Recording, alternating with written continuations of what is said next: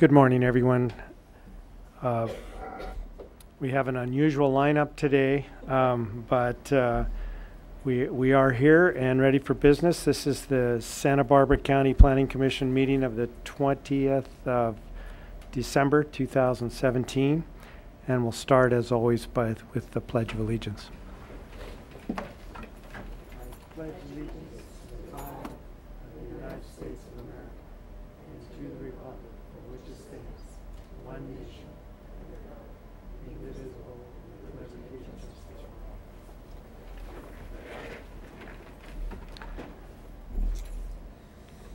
all. Good morning, Mr. Villalobos. Will you call the roll for our commission, please? Thank you, Mr. Chair. I'll do the TV coverage announcement. Planning Commission hearings are televised live on County and Santa Barbara Television, CSB-TV Channel 20 at 9 a.m. in the South Coast, Lompoc, San Ynez Valley, Santa Maria, and Orchid areas. Rebroadcasts of Planning Commission hearings are on Fridays at 5 p.m. on CSB-TV Channel 20. Today's hearing will also be streamed live on CSB-TV's website and will be available for download on the county's YouTube channel in a day or two. Now for the roll call, Commissioner Brown. Here. Commissioner Farini. Here. Commissioner Blau. Here. Chair Cooney. Here. And for the record, Commissioner St. John is absent today. Ms. Black, good morning. Good morning, Mr. Chair. I think this might be a good time to explain what's going on here today so everybody is aware. This meeting was originally, originally planned to be partially a joint meeting between the County Planning Commission and the Montecito Planning Commission with an additional item, for the Montecito Planning Commission to take up once the joint meeting was over.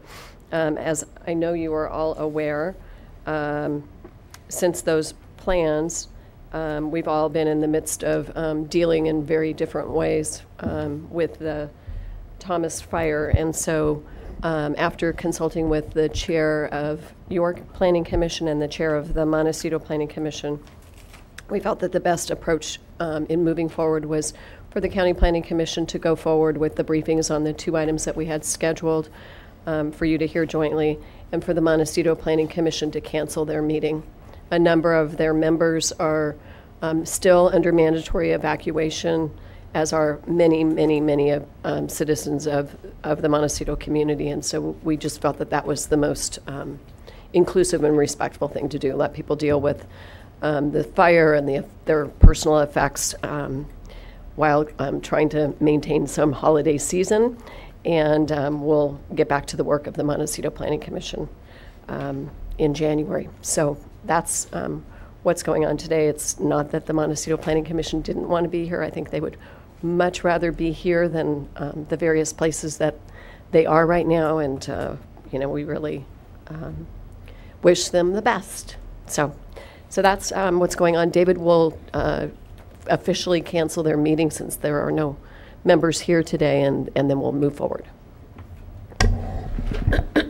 As the recording secretary for the Montecito Planning Commission and pursuant to Government Code Section 54955, I hereby adjourn the Montecito Planning Commission hearing of December 20th, 2017 to January 3rd, 2018 at 9 a.m. in this room here in Santa Barbara.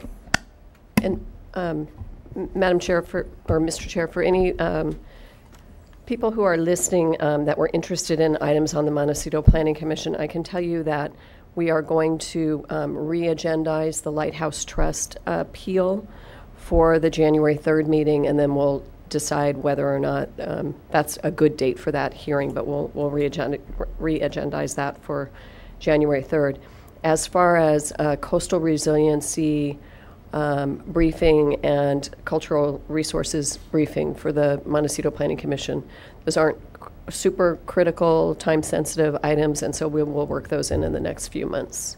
So I just wanted people to know that as well. So now, on to your meeting.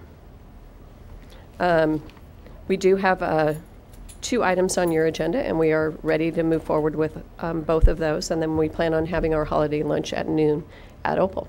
So something to look forward to. Would you like me to go over the projection report as well? Please. So we're starting ending the year in an unusual way, and we're going to start the year 2018 in a little bit of an unusual way as well. The first meeting of the year, January 3rd, will be a Montecito Planning Commission hearing. And the purpose of that different schedule in January is so that the Montecito Planning Commission can take up the cannabis land use ordinance amendments and make a recommendation both to your commission and to the board. So they'll be hearing that on January 3rd, as well as the accessory dwelling units. And then, as I mentioned, we'll have the Lighthouse Trust appeal on that date as well, and determine if that's the right date for it to be heard or not. January 10th is your first meeting of the year, and we have the cannabis land use ordinance amendments on for you as well. And we will be bringing back the Lompoc Stone vesting rights determination, which your commission heard about, I guess, about a year, well, maybe sometime earlier this year. And a second hearing on the cultural resources. So the thresholds document requires or specifies a process for adopting or revising thresholds, and it requires 2 hearings, one in the North County and one in the South County, at the Planning Commission before the board considers them. So today will be our South County hearing, and the 10th will be our North County hearing. You already canceled your January 17th hearing, and so your next hearing is scheduled for January 31st. And as you can see, there are several permit and appeal items on that day. February 7th and 14th currently don't have anything scheduled for them, but they are regular County Planning Commission hearing days, and then we have a couple of items on February 28th. And that's really as far as I think we need to go today. It's, January 1st is far enough as far as I'm concerned. 2018 sounds a bit odd right now, doesn't it? It does. Okay. Thank you very much. Thank you. We have, at this point in our meetings, invited any public comment.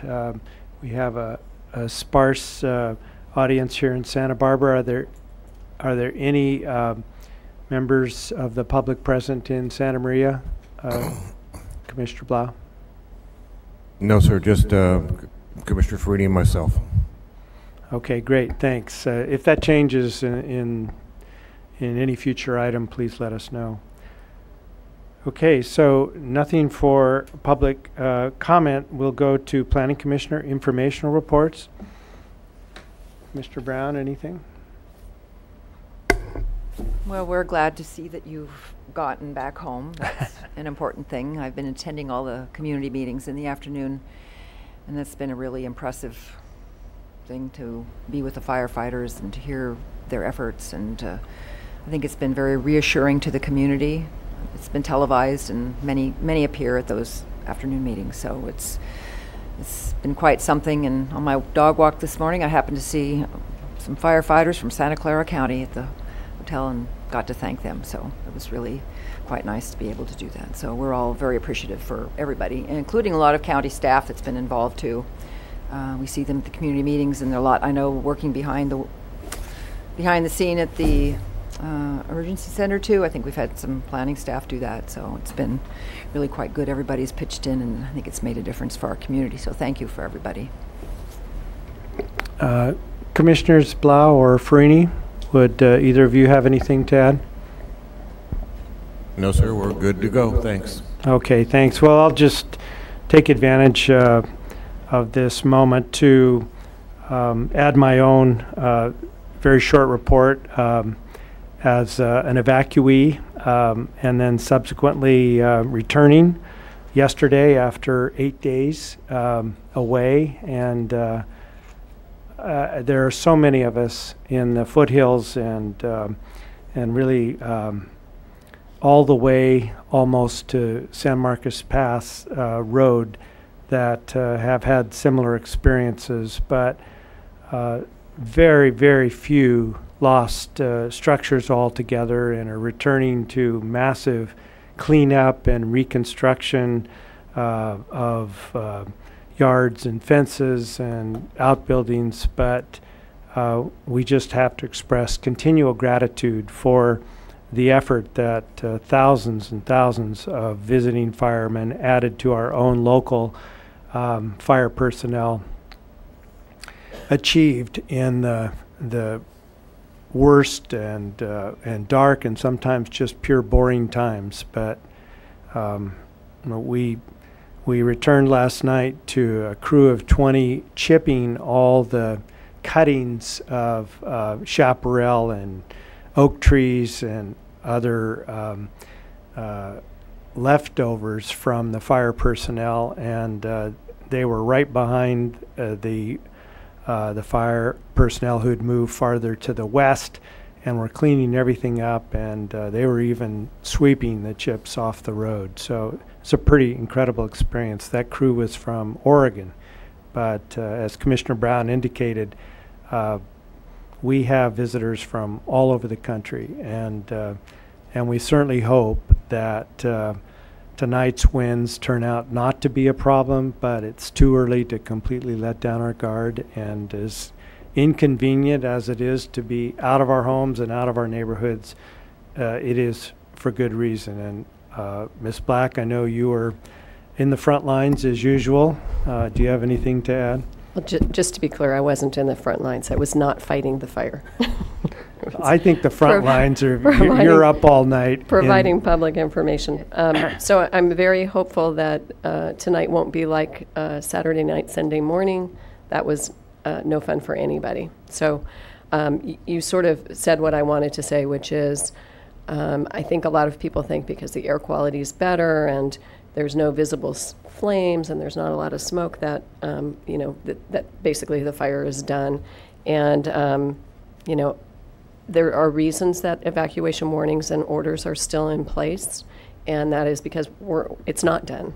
And, today will be an important day to get through, and, the weather feels different today, so maybe that's a good foreshadowing of the rest of the day. But, there are very, very good reasons for those orders and warnings to be in place, and people should not reduce their vigilance for unforeseen things that could occur. Interestingly, the fire has burned about 272,000 acres, at least that's the last count. It's 60% contained. That sounds like a pretty, significant amount of containment, and for this fire it is. But if you think about it, a lot of the fire and a lot of the containment isn't in our county.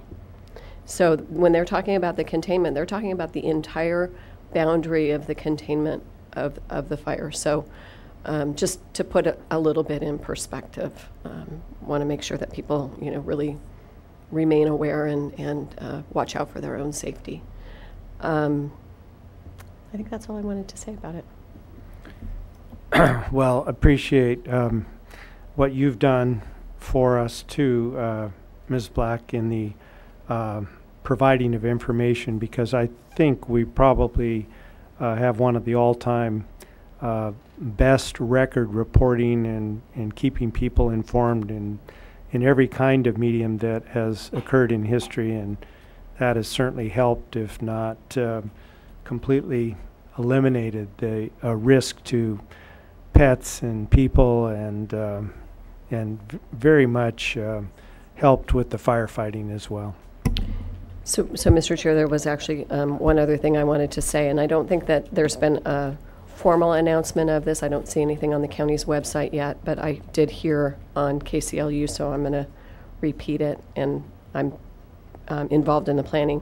There's going to be at least tentatively going to be a recovery meeting, I think at Carpinteria High School on Friday from 10 to 2. It's really less of a meeting and more of a resource. So we'll have a lot of different agencies and departments from the county there to help people out that are going back in, finding some damage or perhaps total loss of structures and residences. And so there will be a good group of people there to help people. Deputy Director Dan Clement was staff to that hearing. I thought it would be appropriate for him to summarize what transpired. Good morning, Mr. Clement. Good morning, Commissioner Chair, members of the Commission. I was so excited to come to a hearing this morning and not have to talk about cannabis. So more than happy to do so, but I am a little disappointed. But more seriously, yes, on last Thursday at the board considered a handful of items related to cannabis. All of the items are at least indirectly related to land use, but there were no specific land use items that were considered. But you could generally organize the topics into three general areas. And the first was having to do with an economic study by a company named HDL. A gentleman by the name of Mark Lovelace from Humboldt County provided just a summary of his report, and that was an attachment to the board letter, so I do encourage you to take a look at that study. It was a really good one in which HDL did a comparison of tax schemes and what would be most effective given some of the challenges with the industry that we're likely going to see over the next year. So it consisted of summarizing what the other jurisdictions have done with regard to taxation, but then he also pointed out that one important finding of economic analyses that have come out recently is that most economists are anticipating a fairly significant a reduction in the price of cannabis, price compression as it's called.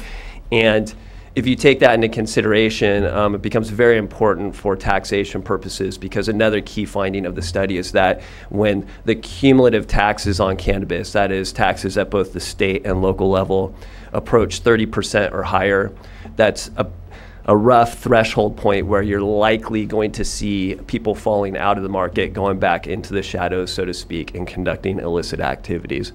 So what the board is trying to determine at this point is where's that sweet spot given state taxes that are going to be collected on cannabis with regard to what the county could impose with regard to a local tax and achieve the objective of, once again, not pushing people into the black market. So there were a number of good questions presented by the board to both HDL and the CEO, and they requested the CEO to come back in January because they're under a tight timeline if the board decides to place a tax initiative on the primary election in June. They have to get hustling to get that in the works with the elections division really by the end of January and February. So they're hustling. The second general category of items that was discussed last Thursday had to do with staffing for cannabis. And the CEO requested a number of the departments, including ourselves, to submit estimates with regard to what we would likely be requesting with regard to staffing, given how the project actually ends up in terms of whether or not how robust of an industry we're going to see. So we were requested to provide estimates if everything was prohibited to if we have a very robust cannabis industry. And just to give you an idea, we are looking at least 2.5 FTE for just enforcement itself. So if the board was just to prohibit cannabis activities, that's what we'd be requesting. However, if there is going to be some sort of cannabis industry, we're going to be requesting 5 FTE. That would be 1 supervisor and 4 planners who would support that division, and they would be doing everything from permitting to permit compliance plus zoning enforcement specifically for cannabis, at least until we see how everything shakes out and we get a better handle on what we're going to be dealing with over the next few years. The board also requested the CEO to return in January for more information because there were a few departments, such as the DA and probation, who did not provide estimates on staffing. So they requested that information, and then once again, the CEO is going to provide an update with all of the staffing needs for the departments. And then the next step would be, as a part of the budget development for the next fiscal year, we would all be requesting our respective FTE for staffing as part of that. And then the final item that was discussed had to do with how the county is going to respond to the state beginning January 1st through the time up until the time at which the ordinances are decided upon by the board and become effective, because it's clear in the emergency regulations that were published towards the end of November that the state is going to be requesting some sort of demonstration from the applicant for the state license that the applicant is in compliance with our local regulations. And for those who believe they are legal non-conforming under Article 10 as a medicinal cultivator, the question becomes, okay, so what can they present from us, given that the board rejected the proposal of going through a non-conforming determination process where we formally make a determination? What could they provide in lieu of that? So the board decided to implement a letter process whereby the medicinal cultivator would be presented with, okay, here are all the criteria to demonstrate that you're legal non-conforming. You must attest that you are legal non-conforming based upon these criteria. Present that information to the CEO, and the CEO would then be preparing a letter that would be given to the state, where the applicant could say, hey, we have presented our argument. We have claimed that we are legal non-conforming, and here's a letter from the CEO which says that we have stated this, and therefore you should be able to issue us a state license based upon that information. So now that just deals with one of the gap periods that have been discussed. That is the gap between January 1st and when our ordinances would become operative. So the next gap has to do with, okay, after there's a decision made on the ordinances, from then until the tax initiative, and then also to when the coastal zoning ordinance would be certified by the Coastal Commission and those cannabis regulations would become effective. With regard to those gap periods, the board did not make a decision, but directed us when we are going to present to the cannabis ordinances in February to present options to them at that point in time. So, and that was generally it. There was quite a bit of discussion, particularly with regard to the taxes. A number of representatives from the industry came up and gave testimony about what is a reasonable tax for them given what they foresee in the near future. But that was basically it. Be more than happy to answer any questions you may have. Questions from commissioners? Anything from Commissioner Blau or Farini? Yeah. Yeah, I have a question. I watched most of the hearing, and I was particularly struck by the fact that it looked to me like you're already way past the 30% tax. As I understand it, and you can tell me what the exact number is perhaps, but the state in their infinite wisdom has decided that the tax will be by the pound, not by a percentage of the sales, such that, I mean, they were talking about it's as cheap as $350 a pound right now, and if I remember right, it was $120 a pound or some ridiculous number for the state tax. But it seemed to me like, you know, if that trend continues to where it gets close to what the tax is, that it's definitely going to go black market. That's going to way exceed the 30%. Maybe you could enlighten us on that a little bit.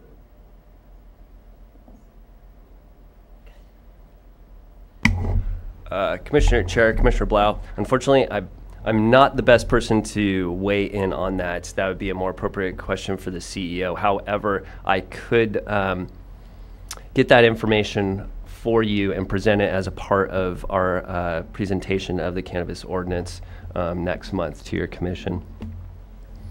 Because there are a lot of variables. Because what's pretty clear, according to the HDL study, is that at least what people have indicated they would like to do in terms of producing cannabis, there is going to be much more interest and much more supply out there than demand. In fact, there are some pretty interesting figures cited where just Santa Barbara County alone, if you were to take everybody who registered in our voluntary registry this year, excuse me, which does not capture everybody who would actually be operating in the industry, that would be enough to probably supply the whole state. So there's a lot of variables, but we will get that information for you for next month. Mr. Clement had a question, actually two questions. First of all, back to this first gap period where the county's put in the awkward position of determining enough about existing cannabis operations to certify to the state that it's in compliance. It sounds like we're going to rely almost exclusively on the statements of the growers themselves, and we will not be investigating the veracity of their statements. Is that more or less the way we'll go about it at first? Commissioner Chair, that is correct. One thing the board is very careful not to do was to make that letter appear to be any sort of adjudicatory decision, whereby we would be either confirming or denying any statements that the applicant would be making in that, because we don't have a process by which we could corroborate what is stated in those documents. So. But we have reason to believe that a simple statement that that there's been a statement under penalty of perjury by the grower is compliance for purposes of issuance of a state license in the view of the state. Commissioner Chair, that is a very good question. We do not know what the state would actually do with such a letter. Okay. Because there is no explicit statement from us, the local jurisdiction, regarding that. So. Okay, and then second question, we realized the entire creation of the ordinance and the regulations behind it has been very sped up by the fact that there had been a proposition, and this is really the implementation of that. But to the extent the board wants a lot of information for their February decision on how to go, we're going to need a lot of that by the 10th of January if we're going to be of any value to the process. So you're not taking any vacation, are you? Commissioner Chair, unfortunately, no. And in fact, we are wrapping up the first draft of the Montesino Planning Commission staff report, which will be very similar to what you'll receive. So we anticipate you getting the information here very soon, so you can start consuming that. So we might take the extraordinary step, Mr. Villalobos, of circulating that staff report to the County Planning Commission, so we have an opportunity to see part of what we're getting a little early. Thank you very much, Mr. Clement. Excellent report, and we look forward to seeing you next year. Oh, Commissioner Freeney, you had Chair something? Cooney. Yes. Yeah, just an add-on for Mr. Clemens. But I haven't really noticed anything on the retail sales side as far as the county is concerned. Do you have anything on that, or are we working on that? Commissioner Chair, Commissioner Freeney, by anything on retail sales, what I would say is that we have analyzed as part of the project where retail sales could occur, both in terms of brick and mortar storefront sales as in addition to delivery types of sales. And you will see that in the staff report, an analysis of where we are recommending that those two types of activities may be allowed. Great, thank you. Okay, if there's nothing further for Mr. Clement on this matter, we'll turn to him for item number 1 once Mr. Villalobos reads it into the record. Yes, thank you, Mr. Chair. The following is a hearing on the request of the Planning and Development Department that the County Planning Commission receive a briefing regarding the project history and current status of the Coastal Resiliency Project, and to provide initial comments and direction regarding potential amendments to the Coastal Land Use Plan and Coastal Zoning Ordinance that would address sea level rise as a coastal hazard to be considered in future permitting and planning processes. And good morning, Commissioner Chair and members of the Commission again. I'm here with Supervising Planner Mindy Fogg and Project Manager Selena Evilsizer. And Selena will give you a very good presentation at this point, very similar to the presentation she's been making to the public on this matter. So with that, I'm going to turn it over to Ms. Evilsizer. Good morning, Chair Good Cooney and Commissioners. I know it seems a little bit odd to be talking about sea level rise in the middle of the Thomas Fire, but we are a coastal county. Here we are. So I'm here today to present the Coastal Resiliency Project to you. I'll be describing what it is, how we got here, all the deliverables we have so far, and then the second half will be talking about potential local coastal program policy updates, and then I'm happy to discuss any questions or any feedback that you may have on any potential policies. So I'll start by introducing and describing the Coastal Resiliency Project, and then the rest of the workshop will be divided between discussing the vulnerability assessment that we prepared as part of this project, and then discussing potential policy updates to the Coastal Land Use Plan, and then we'll follow up with the next steps in this project.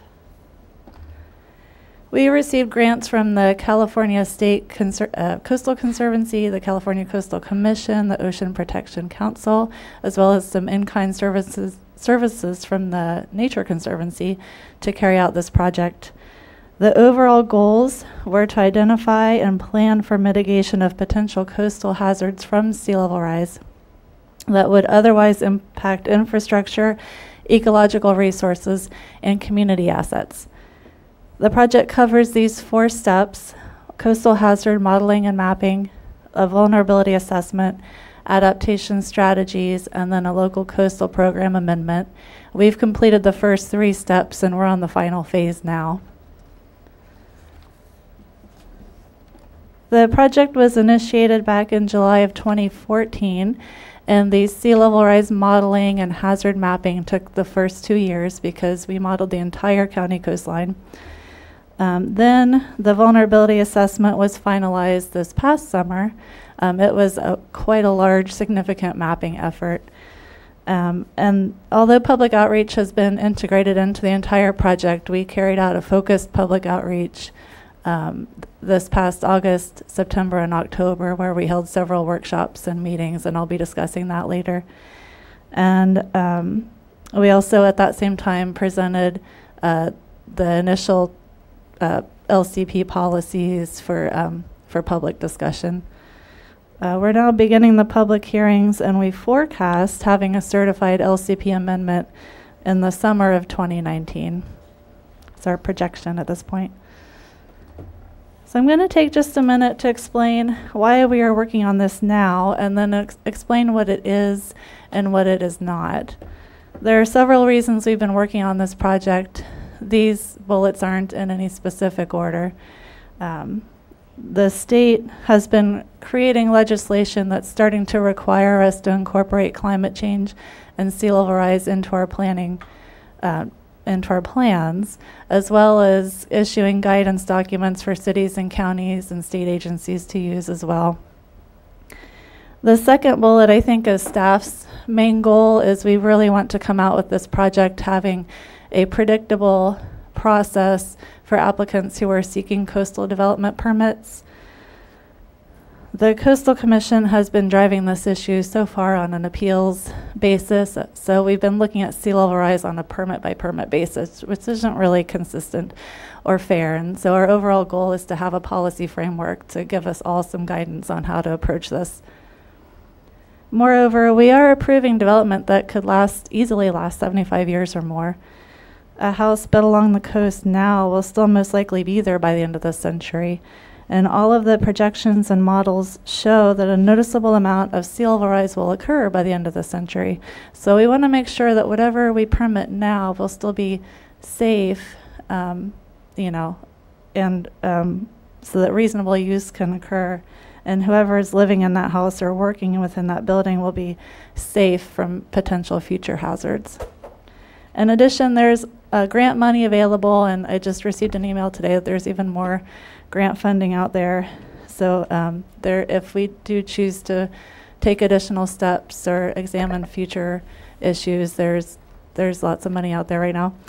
And then finally, economic cost-benefit studies show that it does cost less to prepare for hazards and plan for them than to react after the hazard occurs. Before we dive in, I'd like to clarify the scope of the Coastal Resiliency Project. It is intended to analyze potential hazards and lead to stronger policies on our coast. It is a launching point for additional adaptation activities.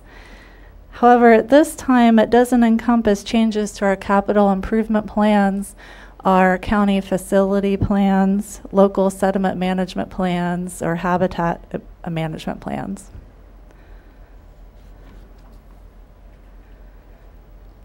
Coastal hazards resulting from sea level rise include short and long-term cliff and dune erosion, coastal and fluvial or stream flooding, wave run-up, and rising tides. Rising tides being the one that you automatically think of, but there are other associated hazards as well.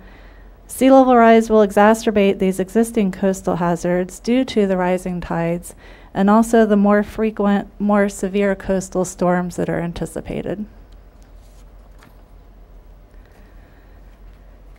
I'll give a quick synopsis of the modeling and mapping phases and vulnerability assessment methodology. First, I'll show you the study area, then I'll discuss the sea level rise scenarios that were used. Coastal armoring such as seawalls and revetments were also included into the modeling and vulnerability assessment phases. Then I'll discuss the different asset sectors that we look at and give some examples of the types of vulnerabilities that we found, or lack of vulnerabilities in some cases. So here I want to show you the project boundary. The entire county coastline was modeled to look at different sea level rise scenarios and then resulting coastal hazards from those different sea level rise scenarios. And then the areas that are shown in this pink purple, that they are the unincorporated county areas within our jurisdiction. Those areas were mapped in the vulnerability assessment. So we mapped assets within the unincorporated county areas to look at potential vulnerabilities. We excluded the cities, UCSB, and Vandenberg Air Force Base when mapping the asset vulnerabilities. I know that the cities of Carpinteria, Santa Barbara, and Goleta either have prepared or are preparing their own vulnerability assessments. Sea level rise through the end of this century was projected using the best available science, which is the National Research Council's 2012 publication called Sea Level Rise for the Coasts of California, Oregon, and Washington. The different projections for the low, medium, and high sea level rise scenarios are dependent upon global factors like global carbon emissions, also regional ocean and weather patterns like the currents, and then local conditions such as specific geologic features along our coastline. This table is also on page 4 of your staff report. So the National Research Council projected sea level rise of up to 27 inches by the year 2060 under the high sea level rise scenario, and then up to 60 inches or 5 feet by the year 2100. It's by the end of this century. An update by the state of California just this past April confirmed these projections and also assigned probabilities to different scenarios.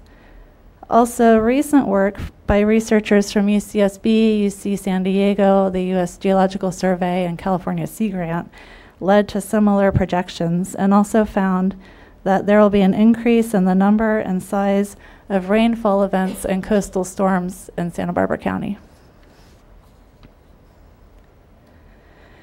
There are a few model assumptions and limitations I'd like to mention before we dive into the asset impact analysis and policy discussion. First, the model was prepared at a planning level scale. It's not fine-grained enough to use to precisely predict sea level rise impacts on specific parcels or at specific buildings. The maps that resulted from the model show areas that are potentially subject to increased coastal hazards, and further site-specific study might need to be done to gauge potential impacts at a specific location. Several assumptions were made about future coastal processes.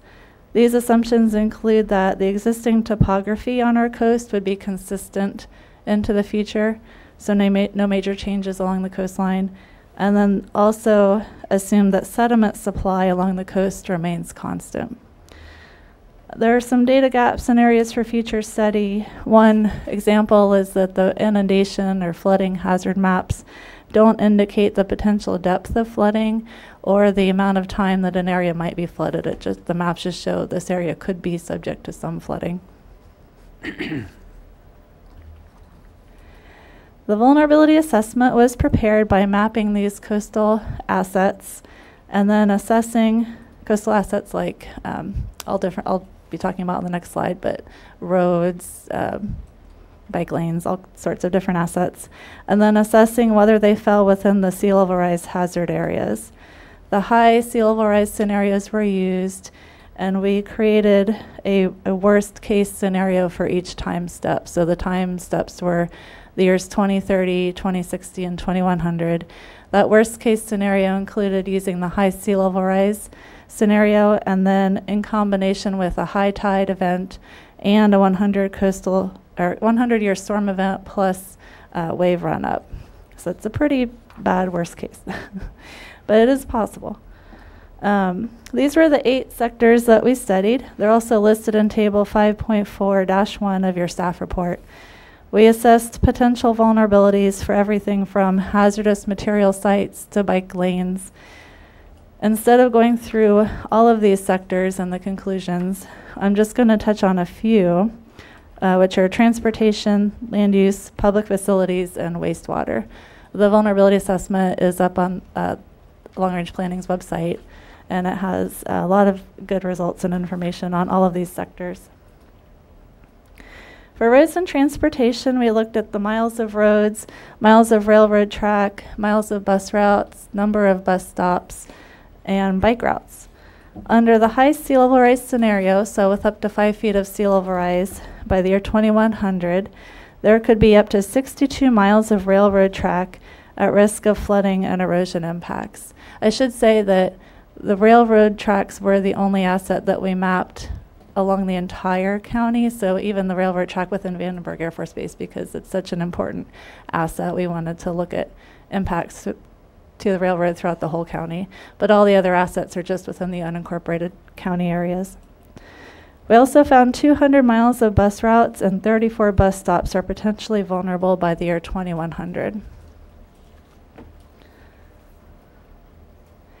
We also looked at Highway 101 specifically and found that almost 12 miles could be vulnerable to flooding and erosion by the year 2100.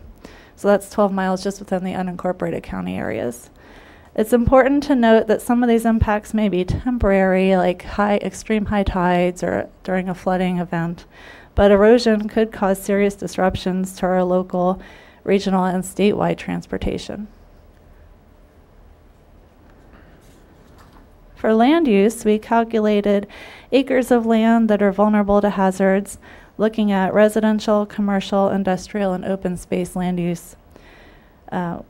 We found a potential for 765 acres of residential lands to be vulnerable to coastal hazards by the year 2100, and almost 800 residential structures could be affected.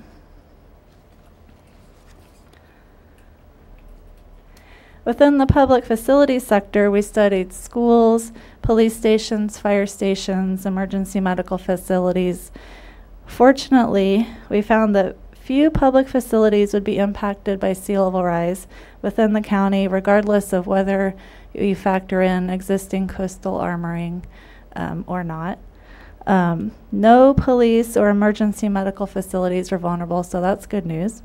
Only 2 schools are vulnerable, which are the Summerland Elementary School and Music Academy of the West, although only a portion of each campus falls within the flooding hazard zone, and we'd have to have close to 5 feet of sea level rise before any potential flooding could occur at these sites. Summerland Fire Station number 2 is partially within the year 2100 hazard zone, but that gives us ample time to plan for adaptation or relocation of the building if needed. One thing to keep in mind is that the vulnerability assessment used the worst case scenario and also assumed that there would be no future adaptation measures undertaken to protect existing structures. Our study of wastewater systems included the Summerland, Carpinteria, Goleta West, and Goleta sanitary districts. We looked at sewer mains and manholes, as well as parcels within the county that operate on a septic tank system. All of the wastewater assets experienced the most noticeable increase in vulnerability from the year 2060 to 2100, so kind of the second half of the century. And then this pie chart shows that the bulk of the affected wastewater assets belong to the Carp Sanitary District.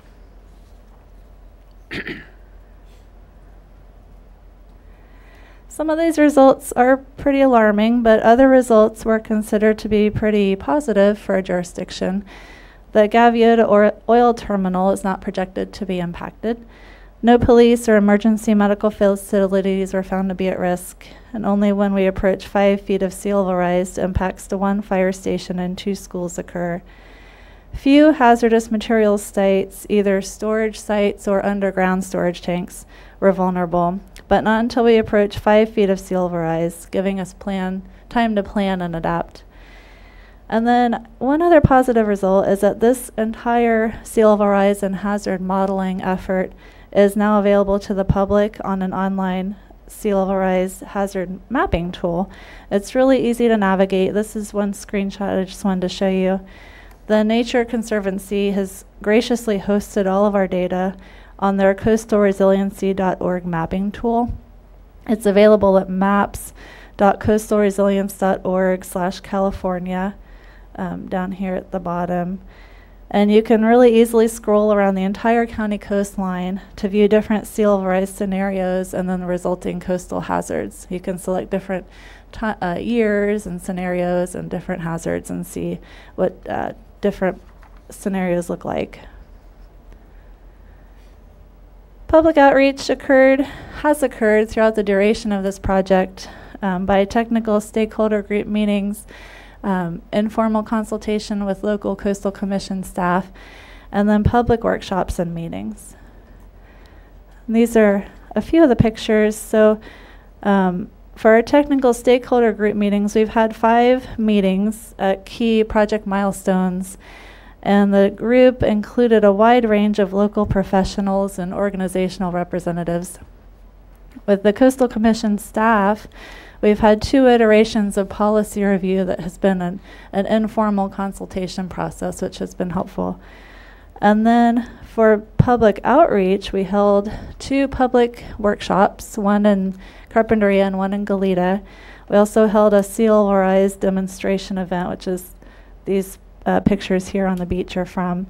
We were at Lookout Park in Summerland.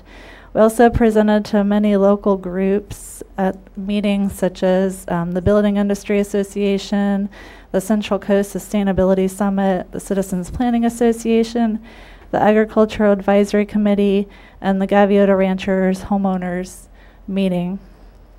At the public outreach, the project and vulnerability assessment were presented.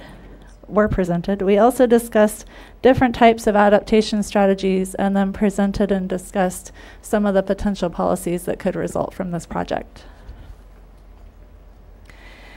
So now that we've identified some vulnerabilities, I'll talk about potential adaptation strategies. These strategies could be incorporated into policies within the Coastal Land Use Plan. The policies would then drive or facilitate adaptation. Adaptation strategies generally fall into the following 6 categories. The first is to do nothing, to status quo, respond or react when needed. The second is to design for the hazard or accommodate. Examples of this, as shown on the bottom here, are constructing buildings so that if they are flooded, the building is still habitable and living space is protected. A third strategy is to move away from the hazardous area, sometimes called managed retreat or managed realignment. The photo on top shows a managed retreat project at Surfers Point in Ventura, where the parking lot was moved back and the beach area was restored in front. So this beach would act as a buffer for the parking lot and then the development behind it. Another adaptation strategy is to avoid siting development in hazardous areas. This picture on the bottom shows an example of that. The buildings over here on the left were built before the Coastal Act was put in place, and the buildings over here on the right were built after the Coastal Act, and they were required to set back from the bluffs to account for bluff erosion, giving some protection from that erosion hazard. Then the last 2 potential adaptation strategies are to construct barriers in one way or another. You can construct green or soft protection measures. Examples of this are vegetated dunes or nourishing beaches with sand and sediment. These dunes and beaches then act as barriers in between the sea, the waves, and then development. And then we can also build hard barriers, such as seawalls or revetments. And we already have some examples of this, protecting Highway 101 and the railroad in some cases. So now that we've identified potential vulnerabilities, some adaptation strategies, the question is how to incorporate all of that into our policies. The existing policies in our coastal land use plan have been reviewed by county staff to understand where new policies may need to be added or where existing policies may need to be enhanced. There are no changes to zoning or land use designations being proposed, and we are starting with our existing policies whenever possible.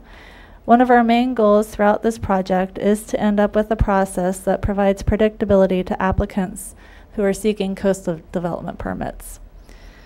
So we've reviewed all of our existing policies, and we looked for best practices from around the state and country, looked at guidance documents that have been put out by different state agencies. All of the preliminary draft policies were made available online and at our outreach events during our public outreach this past summer and fall. The hazard policies have been the initial focus.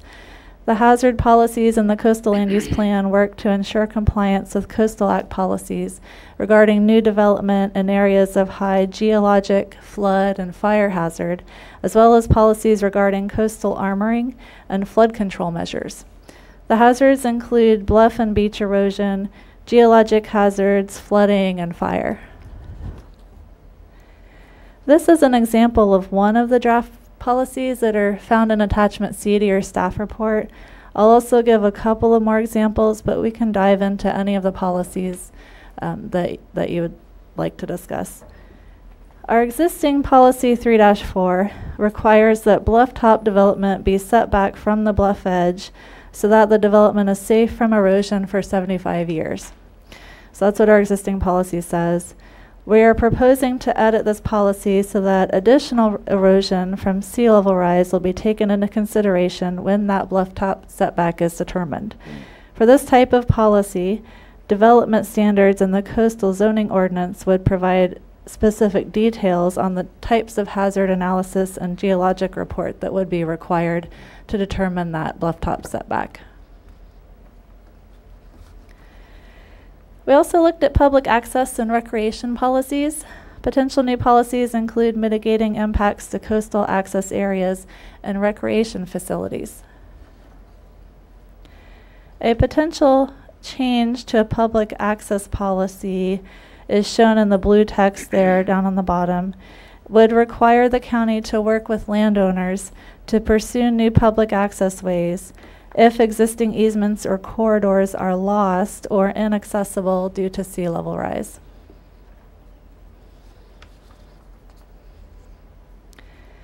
The draft policies in Attachment C also contain other policies related to sediment management, real estate disclosure notices, and coordination with other agencies, for example.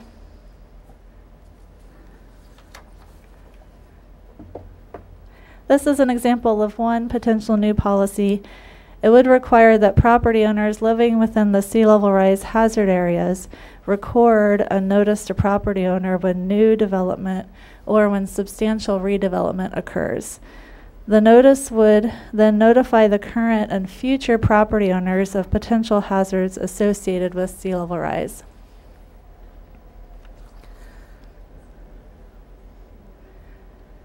The previous policy discussed sea level rise hazard areas, so this is an example of the type of map that would accompany any LCP amendment. This is one of the draft sea level rise coastal hazard screening maps that have been prepared from the modeling data.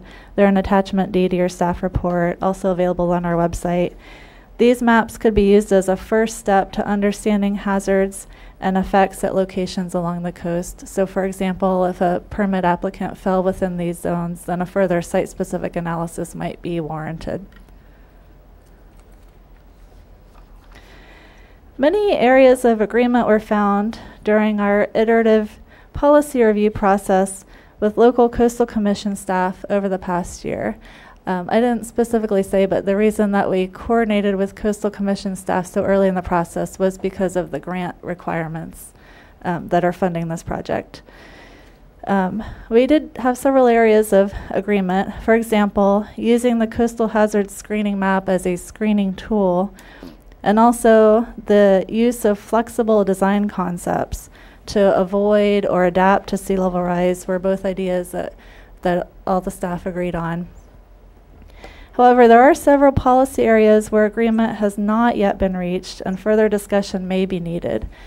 These areas include that property owners should waive their right to a future shoreline protective device. So when an applicant receives a CDP, one of the conditions of that CDP should be that they should also waive their rights to any future shoreline protective devices, which county staff does not necessarily think that is the best idea. Also, another area that may need further discussion is that new CDPs should require a monitoring plan to identify the impacts of shoreline armoring and then determine when the device is no longer needed, so then it can be removed. And this Coastal Commission suggested monitoring plans, and that would be even for existing shoreline protection devices, so not necessarily just for new ones. Then also another area is that the county should prepare shoreline management plans for all county recreation areas. And then the second to last bullet is that property owners near public trust lands, so generally right along the beach, should continually demonstrate that they hold adequate legal title. And if sea level rise pushes the beach and the high tide line inland far enough so that their house is no longer, or their house is actually on the public trust lands, then their house should be removed because they are not within the county's jurisdiction anymore. And then the final point that may need further consultation is that, which we've heard before, Eastern Galeta Valley, new staircases and access ways on bluff faces shall be for public use, not private use. So the next steps in this project, these were all set up before this past week, but we have tentatively scheduled a briefing to the Board of Supervisors on February 27th to provide them with the same information we're providing to you today and to receive any feedback they have at that point. We'll then return to each Planning Commission individually for recommendations next spring. And then we anticipate bringing the policies to the board next summer or early fall for adoption. We then anticipate that the policies would be certified by the Coastal Commission the following year, so spring or fall of 2019. This slide sets forth the recommendations as shown in the staff report, and we are all now available to answer any questions, hash out any ideas you may have. I'm happy to receive any feedback on this. So thank you very much. Well, thanks very much to you, Ms. Sievelsizer, for an excellent report.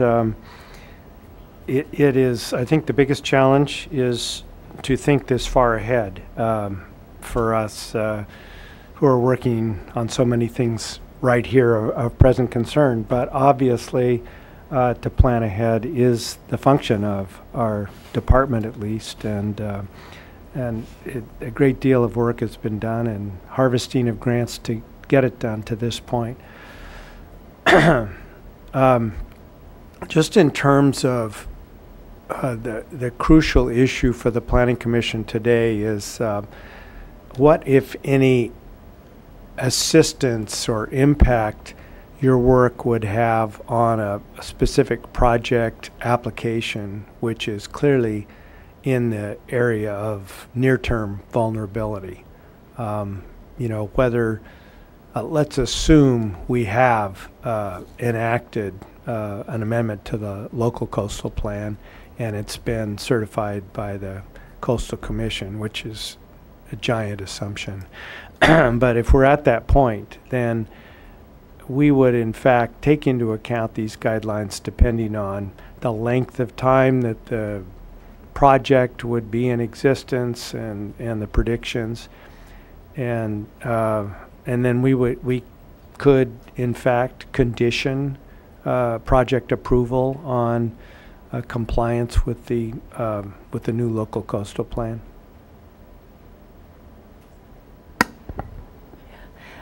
Yes, that's a very very good question, Chair Cooney. And I think one point to know is that the Coastal Commission has already been requiring applicants to perform these initial studies, these additional wave run-up studies, for example, and to set back further from the bluff edge, because they have been really very carefully analyzing any new development, any new coastal development permit that we are getting. And so we're seeing this being applied on a permit by permit basis right now, which is pretty tough. And so what we're looking at is a lot of factors. Is there existing development on the site? How might that be affected? Is it new development? Is it a parcel where they do have room to move back? If not, can they move up? Are there other design ideas? And you're right, it is really tricky, the time horizon. Usually our planning documents may extend out, 20 years, but not 80 years.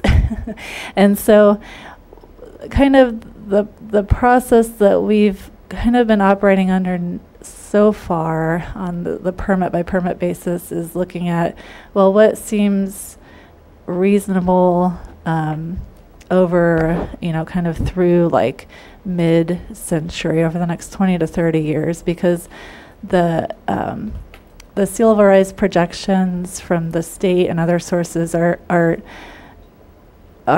becoming more and more what's the word I'm looking for? Like more certain through the mid-century. Like by the year 2050, 2060, the projections are a lot more certain. And then after that, the second half of the century, there is a lot more uncertainty. It depends on a lot of global and regional factors. So we've been trying to use that information to say, okay, well, what can be done at this site? What seems reasonable? Would it make sense to assume that like a medium sea level rise scenario would occur, and then maybe condition for a worst case scenario, like if the worst case does happen and some damage occurs, then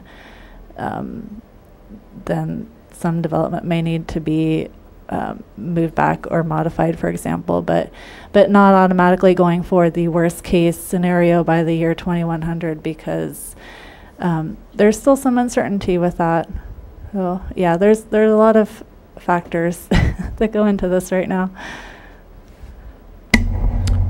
Thank you.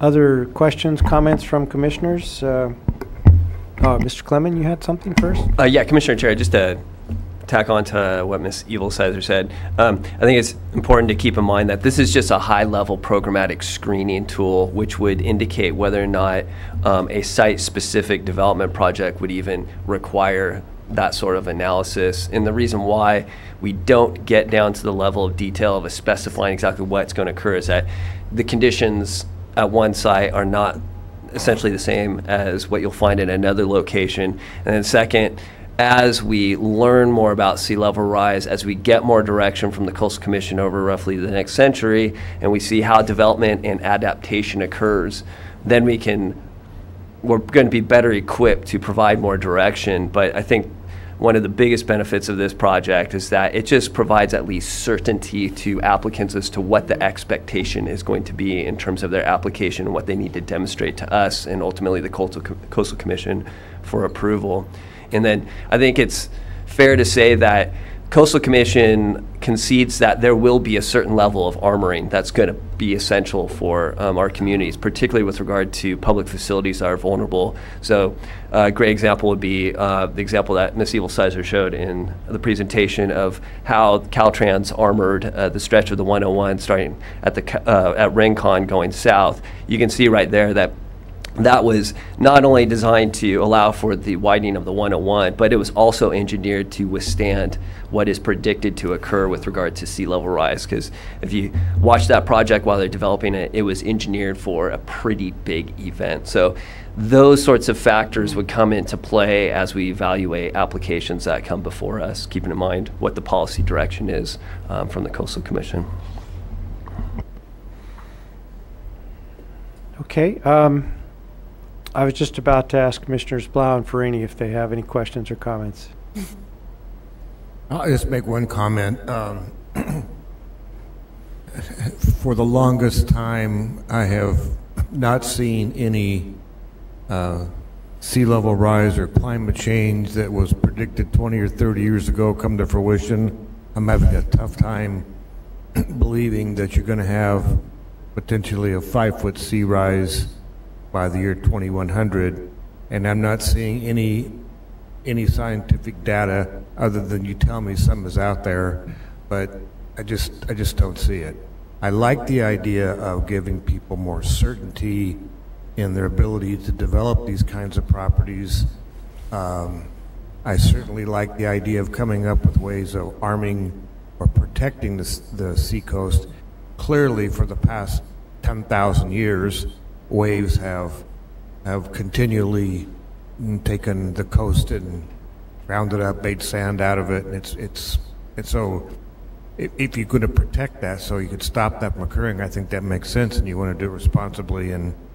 But those are my comments. But I'm actually not looking forward to this program coming forward, except for the fact that I like the idea of giving them more certainty, and it's not subject to the whims of the Coastal Commission staff at their beck and call. So those are my comments. Commissioner Freeney?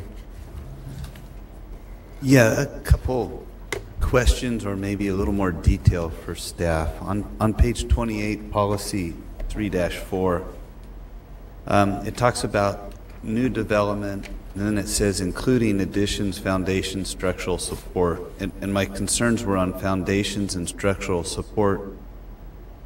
Does that mean we're trying to call that new development? So if you have an existing home and they want to repair their foundation or improve the structural support of their existing home, how would they be able to set back the sufficient distance from the bluff edge?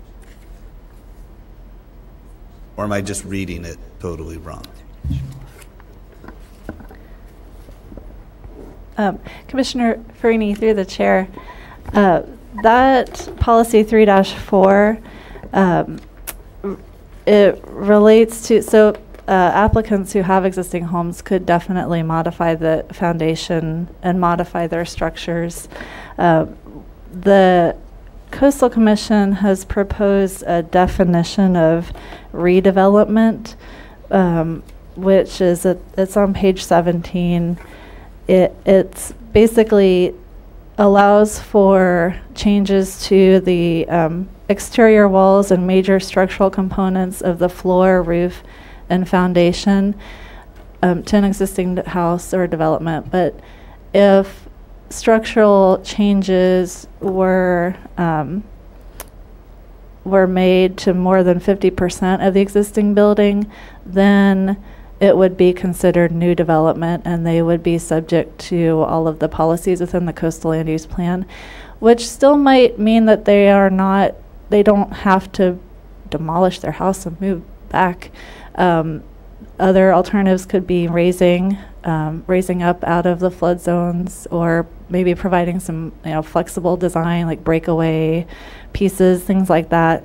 We actually, I was talking to the building department yesterday about this very topic, and we're looking at adding a sort of exemption so that if someone has an existing house or structure right on the coast and they want to modify the foundation to raise it up, then that would be completely allowable and wouldn't kick them over and, you know, count as new development. So then they would be subject to all the other policies. Does that answer? Very helpful. Okay. Yes, it does. Commissioner Brown. Yes, thank you. How was modeling done when it seems, from what I read in the paper, that data concerning sea level rise is changing almost every time you read a new article? Can you just speak to that issue? Because it looks like the data you used was 12, 14, I'm not sure. It seems like it's relatively old in sort of this business of sea level rise. Right, Commissioner Brown, through the chair, you're right. It is 5 years old. The source study is 5 years old now. And we started our modeling in 2014, so that's when 2014, 2015 is when the modeling was done. And it is continually evolving. That's why we, at this point, another reason why we're not getting into very, very nitty-gritty policies, because it is still evolving and changing. The U.S. Geological Survey has a model called Cosmos that is, it uses a lot of the same assumptions, but it also models some slightly different things, so it's another useful tool to look at. And the state, they recently updated their guidance and different sea level rise scenarios this past April, but you're right, the models are they're continually evolving, so it's something that even when we put the stamp on this project, we would want to continue somehow. And is it the case that the sea level rise is increasing? Oh, is that what you're finding? And it seems like that's what I read, that it's just getting more, it's not getting less. It's what? Yes. Mm-hmm. Yeah, Commissioner Brown, through the chair, that's what we've been hearing from our consultants for a while now, and I've been seeing it in the news as well, is that even when we, in our project, laid out these low, medium, and high scenarios, we were kind of targeting toward the low and medium, but even over this time span, what the results that we're seeing on the ground is that we actually are targeting more toward the medium to high sea level rise scenario, and that's what the more recent guidance from the state has said as well. Okay, good. Do you have any knowledge of what Union Pacific is doing regarding sea level rise and their train tracks?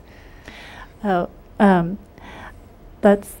I have reached out and asked that question, and I have not gotten any response back. So, but we are committed to keep trying. We've talked about that a lot. Seems like a typical response from Union Pacific. Yeah. How was attendance at public workshops? Was it good? Did they ask a lot of questions? At both the public workshops, there were, I think, around, 20, 25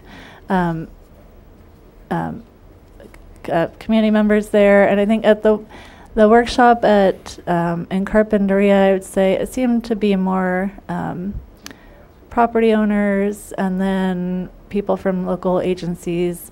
And then at the one in Goleta, there were some property owners, but there were also more commercial folks from different nonprofits and other like state agencies and things, and it was a lively discussion at both of them. We received a lot of good information and feedback, and that was definitely helpful. Great, good, thank you. Well, it appears the county's effort is taking place on a parallel track with the Coastal Commission's day-to-day work now.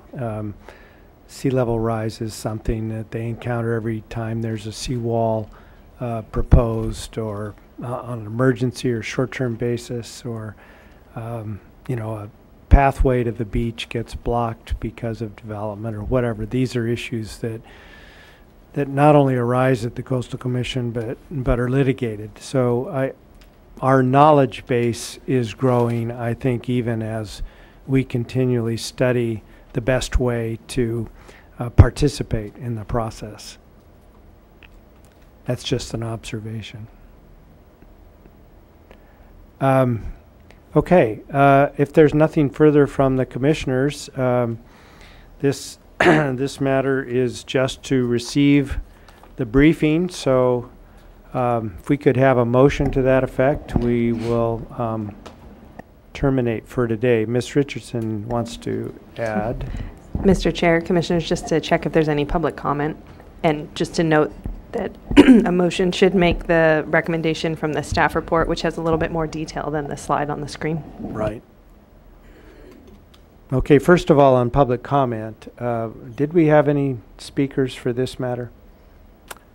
No one is here. No one in the North County? No one to speak, thank you. Okay. So the motion maker should make the motion with reference to our staff report of today. Who wants to do that? Commissioner Brown? Called me, but that's good. Anyway, I do appreciate staff doing this. It's a very interesting topic, a lot of meaty detail. Seems like it's changing.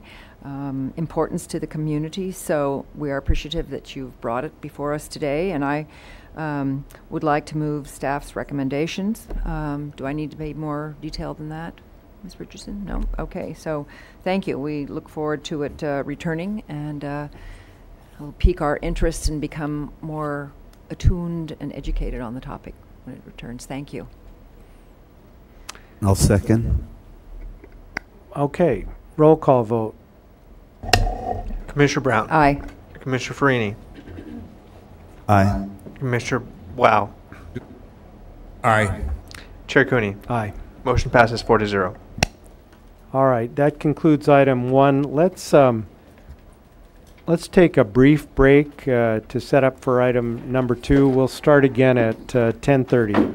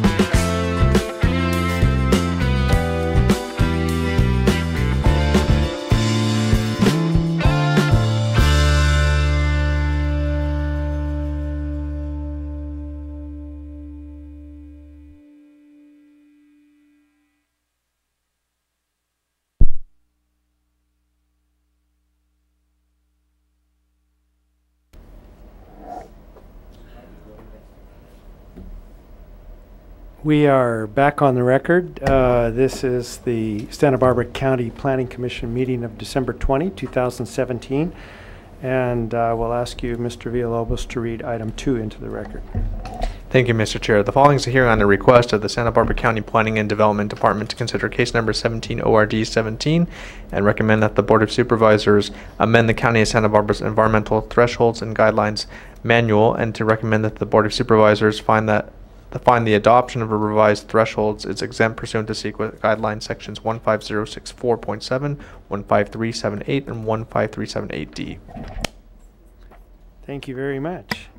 Well, it's a pleasure to see you, Dr. Russell, in the front seat as opposed to hiding around the sides, and we're very excited to hear from you and Ms. Gerber about these matters. So how would you like to proceed? Thank you very much, Mr. Chair. First of all, I'd like to say it's been about maybe 14 or 15 years since I wrote a Planning Commission staff report. So it was very interesting, and when Diane reviewed it, she asked me for a copy in Word, and I knew that I needed to worry. So actually, let me give you some context for today's hearing. This is the first of 2 hearings, and I would classify this hearing really as an orientation. I want to make sure that the commissioners understand all the details, understand the concepts. There's some technical information here, and I am not looking for a recommendation today at all. Hopefully that will come at the next hearing on the 10th of January. So as I said, my goal today is to really sort of orient you so that you will be better able to make good comments and suggestions as to what might need to be revised. So with that, I'll move forward. So the purpose here is to revise Chapter 8 of the Environmental Thresholds and Guidelines Manual. That is the manual that staff turns to when they conduct CEQA analysis of a discretionary land use permit project. They look to see whether or not there are any of these thresholds are exceeded such that there would be a potentially significant impact requiring mitigation or perhaps the preparation of an EIR. So these thresholds and guidelines are essential resources for staff and consultants and also stakeholders in the public to know how it is that we are proceeding in regards to an environmental review of a project. Currently, the Chapter 8 is entitled Cultural Resource Guidelines, Archaeological, Historic, and Ethnic Elements. They have not been revised since the early 1990s, and there have been a lot of changes in CEQA that we can take advantage of to update these thresholds. The proposed are called Guidelines for Determining the Significance of and Impacts to Cultural Resources, Archaeological, Historic, and Tribal Cultural Resources, and I'll have more to say about that shortly. Just for a little bit of perspective, here it is, the manual, and you can see that it was last revised in July 2015. That was when the greenhouse gas threshold was before you. Presumably, hopefully, there will be another revision date added to the front cover in the not too distant future. Here is, in fact, the table of contents, and here is Chapter 8 right here. This is the one that we're revising, but you can see that there, in fact, are a lot of different resource areas that are covered by our local thresholds. Specifically, what staff needs to do is they need to fill out an initial study. They need to answer the questions in the initial study to determine in what direction a CEQA analysis is going. Here, in fact, is a screenshot of the initial study section that is pertinent to cultural resources. It talks about objects, buildings, prehistoric, historic, archaeological resources, human remains. Then there's a new section on the end on tribal cultural resources, which I'll discuss in a little bit more detail. And depending upon the analysis that they perform, based upon their own research and the research provided to them by professional consultants. They determine whether or not what class of impact is there. Is there a potentially significant class 1 impact? Is there no impact whatsoever? Is there a less than significant impact, or perhaps a less than significant impact with mitigation? So this is the manual that they use to fill these questions out, which gives the direction. By the way, there are some revisions here this is the new page on cultural resources because, for example, AB 52, which I'll get to in a moment, previously did not exist. So a bit of background on thresholds of significance.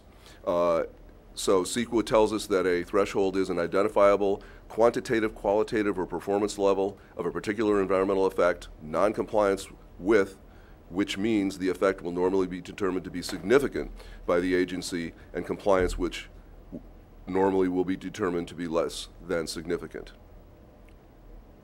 So local thresholds of significance. Of course, CEQA guidelines encourages local agencies to adopt and publish thresholds of significance to account for the particular conditions that are germane to a local area. The CEQA provides us with broad discretion with regard to adopting these thresholds, but to emphasize, thresholds must be based on substantial evidence, and which is the coin of the realm in our world. So there is a process that is outlined in the thresholds manual to revise the thresholds, and it identifies that this manual is going to be periodically amended, as you saw, and this is done in terms of the availability of new information or changed environmental circumstances. In this case, it's new information. We have a lot more very relevant guidance in the CEQA statute and guidelines, which was not in existence the last time these thresholds were adopted. And it tells us how we're supposed to do this. And that is, your Planning Commission holds notice public hearings in the North and South County to consider the existing thresholds and the need for revision, the specific proposed changes, which I'm going to present to you today, and new thresholds, and these are the GHG would be an example of number 3. This is simply an example of number 2. So the thresholds that I'm going to present to you have 3 parts. One is, how do you identify those characteristics that qualify the resource as a significant cultural resource? So why is it important? The second section is, how do you evaluate the severity of potential impacts to a significant cultural resource? Those are 2 issues which sometimes are confused, and so it's important to have them specified and separated. And finally, there is a discussion of mitigation that may avoid or lessen potentially substantial adverse changes. So I'm going to go through each of those 3 parts. So first, categories of cultural resources. Now, this is probably one of the most confusing aspects of CEQA with regard to cultural resources, because the primary reference to cultural resources in CEQA is to historical resources, which is not to be confused with historic resources. Historical resources are basically archaeological resources, tribal cultural resources, and historic resources, which we would think of as the built environment. So pay attention to the words historical and historic, because when I refer to historical, it is a overarching category which includes a number of things which get also discussed and identified separately in other sections of CEQA. Thank you. I just want to add that the term historical resource in CEQA refers to resources that have been evaluated as significant. So this is really the categories of cultural resources that have been evaluated under CEQA criteria that Dr. Russell will be discussing as significant cultural resources, either eligible to be on a list or already on a list.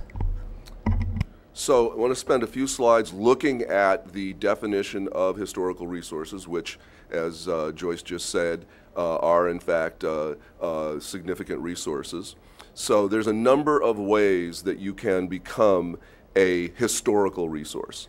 One, you can be listed or determined eligible for listing in the California Register of Historical Resources.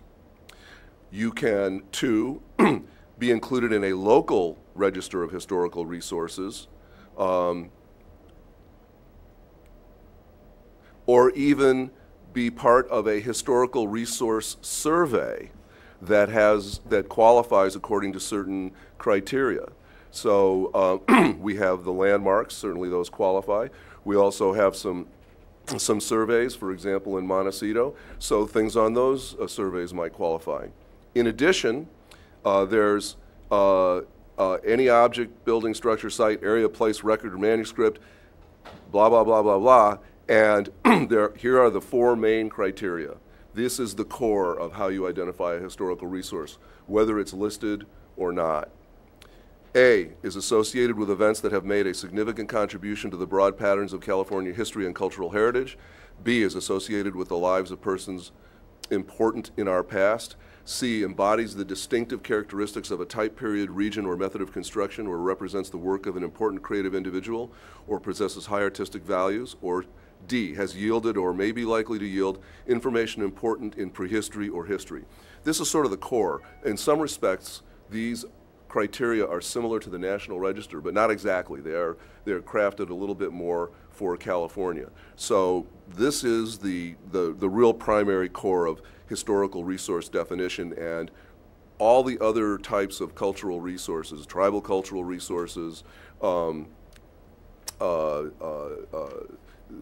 archaeological sites, historic buildings, they all sort of point back to this section, A, B, C, and D. And then finally, number 4, basically this emphasizes that the lead agency has discretion in determining whether something is a historical resource, whether or not it's formally listed or formally determined eligible. So basically, this is the criterion that we use most often when somebody brings to us, say, for example, an archaeological site that has been discovered on a piece of property. It's not been listed, it's not been determined formally eligible by the state, but we have the authority to do it using this definition of historical resources. So again, types of historical resources. Archaeological sites, there's a section in CEQA that I have added to the guidelines that gives a little bit more direction about archaeological sites, clearly identifying that if they are historical resources, then that they're significant. Unique and non-unique archaeological sites also, I'll have a little bit more to say about that. And historic resources, not historical but historic, and they have sections that talk about the local register of historical resources, the Historic Landmarks Advisory Commission, County Landmarks is one of those local registers, places of historic merit, also another local register. They talk about the requirements for historical resource surveys and a little bit about historic districts and landscapes. So we don't have a lot of those, but those are clearly part of what would be included in historic resources. So I want us to take a brief period of time to sort of describe the process by which the determination of significance and the evaluation of impacts is made, and then I'll talk about how you evaluate impacts. So there's usually 3 phases in the research associated with historical resources, be they an archaeological site or a building. Phase 1 is basically an inventory. This is a record search at the University of California, Santa Barbara, a sacred lands check with the Native American Heritage Commission, and in the case of archaeology, a pedestrian survey across the property to actually look and see if there's anything there. If there's nothing there, a simple letter report is written that says there's nothing there, and that's usually the end of it. Phase 2 is, and there are variations on phase 1, but I just want to give the broad outlines. Phase 2, that's where the significance evaluation and impact assessment occurs. If you find something during phase 1, for an archaeological resource, you go out and you do site testing. You go find out what the subsurface component is and find out the extent to which it has information that can address prehistory or is important to Native Americans as a tribal cultural resource. And then based upon that testing and consultation with the tribes, you determine significance evaluation. For historic resources, you do a significance evaluation based upon what you have found during your inventory, and you evaluate the significance of the historical resource, especially considering integrity, the 7 aspects of integrity. So the evaluation of historic resources and archaeological resources is a little bit different because integrity, context, association, although those things could theoretically apply to an archaeological site, they generally speaking are more applicable to built environment, houses, buildings, you know, who was the architect, who lived there, what happened there. Does it retain the original character? Has it been altered? Those kinds of things are key to historic resource evaluations. Whether archaeological or historic or tribal, if significant, you then evaluate direct and indirect impacts. Direct impacts, I'll get into this a little bit more detail coming up. And then you propose mitigation as appropriate. And phase 3 is where the mitigation is implemented. A common kind of mitigation, but not the only kind of mitigation, would be data recovery, for example, in an archaeological site. So now I want to talk a little bit about tribal cultural resources, because this is something new. This came to us in 2015. So tribal cultural resources are sites, features, and places, landscapes, sacred places. This is a new concept. I mean, everything before this was more tangible. Now they are introducing some more intangible kinds of things, and objects with cultural value to a California American Native tribe that are historical resources or included in a local register of historical resources. So even though they're defining a new type of cultural resource, they're still pointing back to that section of the code on historical resources. And if it is identified and determined based upon substantial evidence, it is in fact a significant resource. Now, an important aspect, also a cultural landscape that meets the criteria. That's something new, or a unique archaeological resource. So the thing about tribal cultural resources is that they subsume other kinds of resources. For example, something could be an archaeological site and a historical resource from the perspective of archaeology, but it could also be a tribal cultural resource. You could have a cultural landscape which otherwise previously might not have been considered to be a historical resource. Now it may very well be. So if, for example, in a recent hearing, there was a representative of a tribe who was concerned about the presence of gathering areas on a subdivision that you looked at. If in fact that fell under the tribal cultural resource rules, that very well could have had an impact on the determination of the presence of a historical resource. So, okay. So what is really key to tribal cultural resources is consultation with the tribes. And that's something the tribes were trying to, for several, and I was involved with the drafting of the CEQA language for AB 52. I was on a panel, and there were a lot of tribal representatives, went up to Sacramento for a while. And I was the only planner in the room, and the only archaeologist in the room. It was very interesting. But consultation is key, and the tribes have been trying to get a seat at the table with CEQA for a number of years. All of their previous efforts failed, but the GATO, AB 52, worked. And so now you have this tribal consultation requirement, and it applies to all NDs, MNDs, and EIRs. The tribe must request consultation. In other words, the tribe must send us a letter that say, pursuant to AB 52, we want to be consulted on tribal cultural resources. To date, we have that request from one tribe, state or federal, not individuals, but we still have not received it from a number of tribes identified by the Native American Heritage Commission who could request it. Once it is requested, we have to send them a letter for every ND, MND, or EIR upon the determination of completeness, or if it's a public project, upon the determination that the project will be embarked on. within 14 days, we have to send them a letter that offers consultation. And then they need to respond, and if they don't respond within 30 days, then there is no consultation. But if they do respond, then consultation, there's no real definition of a time frame for how long that consultation might last. So it could add time to the processing of a discretionary project.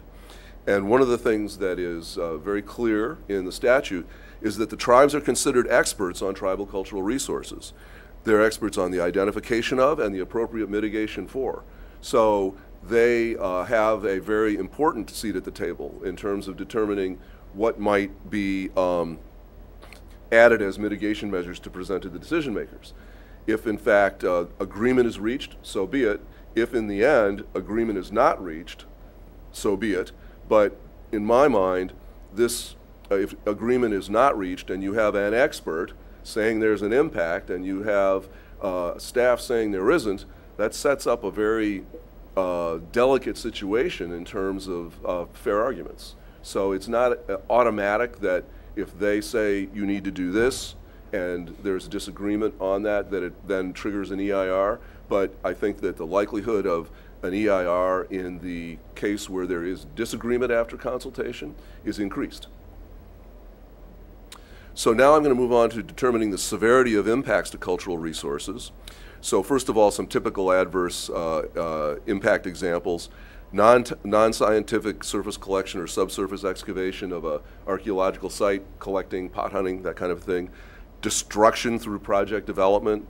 Indirect impacts resulting from adjacent development. If you put a housing project next to a site, Reed Hammond's Meadows, then there's going to be much more of a tendency for people to want to walk over there and pick stuff up. Introduction of effects that are out of character or alter the setting, surrounding a historic building with a brand new, shiny, modern development. Vandalism and modifications, remodeling, alteration, addition, demolition. And there's a definition in CEQA, and one of the themes here today is that there's so much good guidance in the CEQA code that our thresholds can be largely based on the CEQA statute and guidelines with certain references to our local codes. I don't think there's a resource area in CEQA that provides so much explicit guidance in the statute and the guidelines as cultural resources. So substantial adverse change, a substantial adverse change in the significance of an historical resource means physical demolition, destruction, relocation, or alteration of the resource or its immediate surroundings such that the significance of an historical resource would be materially impaired. And materially impaired happens when a project demolishes or materially alters in an adverse manner those characteristics of a historical resource that convey its historical significance and that justify its inclusion in or eligibility for inclusion in the California Register. So again, we tie back to that California Register eligibility and criteria. And they go on, demolishes, material alters in an adverse manner that account for its inclusion in a local register, or again, the California Register. So the third, that's all I'm going to say about the evaluation of significant adverse impacts for now. And then I'm moving on now to mitigation and design considerations. A couple of examples: archaeological sites, you can avoid them, you can cap them, you can do data recovery, which is kind of a last resort. You really want to avoid them if at all possible. And we have land use policies that require, and development standards in the zoning ordinances that require avoidance if possible, not feasible, if possible. Curation of collections, temporary fencing during construction to keep the bulldozers off the site. Tribal cultural resources, you can those are a little bit different. You can protect their traditional use. If it's a gathering area, you allow the tribe to gather. You also protect confidentiality. That's one of the things about the consultation, is that if the tribe provides you information as to why something qualifies as a tribal cultural resource, that information is absolutely confidential unless the tribe says you can release it. And also the statute allows for permanent conservation easements to be dedicated to the tribe. For the historic built environment, you have preservation in place. Landmarking would be a mitigation. Habs hair documentation that the historical architectural building survey, this is information, there's a standardized way of recording, documenting historic buildings, and all of this information is kept in Washington in one repository. However, taking pictures and documenting a building and then tearing it down, generally speaking, is not enough. It is mitigation, but does that mitigation get you to a level less than significant? Not necessarily, probably not. And also there are very elaborate Secretary of Interior standards for rehabilitating and remodeling structures, and if you follow those guidelines, typically you would be considered to have mitigated to a point below significance. There are sections on Native American human remains and accidental discovery that guide us. If you are going to be dealing with a project where there's a known cemetery or known burials, there's a section that tells you what to do and how to interact with the Native Americans. If you accidentally discover human remains, which is very common on projects, it just happened out on Fernald Point, you have to call the coroner, and if the coroner says yeah, it's Native American, then you contact the Native American Heritage Commission. They identify a most likely descendant who comes and then takes care of the reburial, so we can rely on that code. And actually, there's something that includes accidental discovery. There's a section that includes accidental discovery of non-human remains archaeological material, which is consistent with how we characterize, how we condition our projects, where we put a condition in there that says if you find an archaeological material that wasn't expected, you stop, you contact the county right away, and then you get an archaeologist to determine what the appropriate treatment of that find is. So we have support for that condition in CEQA, but previously it had not been in our thresholds. So now the last thing I want to talk about is the report content and format requirements. This is a new Appendix B to the Environmental Thresholds and Guidelines Manual. Appendix A deals with biological resources and exists. So what I did was, what Joyce and I did was we wrote the thresholds and we sent it out to a lot of different people, planners, Native Americans, cultural resource professionals, historians, archaeologists, and several people said, you know, this is fine, make some changes, thank you very much, but you're missing something. And what you really need is because, you know, Glenn, you're going to be gone here sometime soon, and Joyce isn't going to be around forever, and so you need to put the requirements of what constitutes adequate field work and adequate report preparation. You need to have that.